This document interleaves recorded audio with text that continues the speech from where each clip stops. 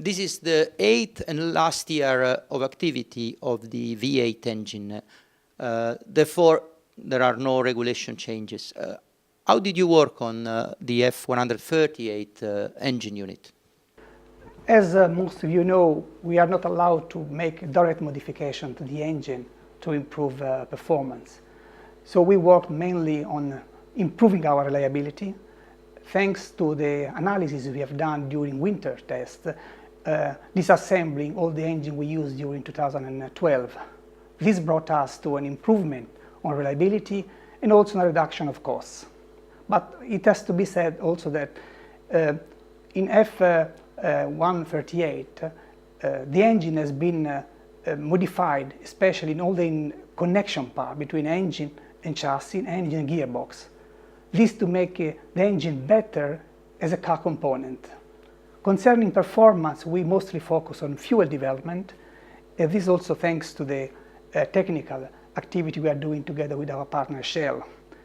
From lubricant point of view, we mostly focus on reducing the performance degradation that any Formula One engine is experiencing. Our target is to provide our drivers with an engine that has more performance in the second and especially in the third race, because several times during the season we need to use an engine on the third race. On the electronics, is there any news from a regulation point of view or technical point of view this year? There are not big changes from a regulation point of view, but also from the electronic side we worked a lot, mostly to decrease the weight of the electronic system in the car. To do this, we had to develop special innovative solution on the electronic system in the car. It has also to be reminded that this year we'll introduce for the first year the TAG 320. This is a new standard electronic system that will be the base of the system we will use in 2014. Having a new electronic control unit means new software, verification of new software in the lab, in the test cells, and also a lot of development on programming tools. So this was a big work our electronic department did during the winter. Updates on care side?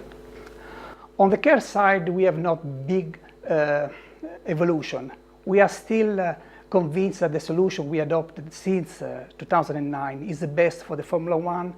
I mean, a compact system, everything assembled in the same unit under the fuel tank. Anyway, we decreased the weight and the volume of the system. This was possible only increase the efficiency of the system. And this was a good result of the activity we are doing for 2014 regulation. In 2014 regulation, the system has to survive much longer, so we have to decrease the performance degradation, especially on the battery side. 2014 is getting more important and closer. How do you deal with this challenge inside the challenge? The challenge of 2014 is really interesting, and Ferrari has really a lot of interest on developing this new technique. We think also that there will be a very important carryover to GT car production for this new regulation. It's a big job. It's not just designing a new engine or a turbo compressor. It's a complete new system, new way of thinking and developing it, new tools to test it. And for this, we are really upgrading our people and our system.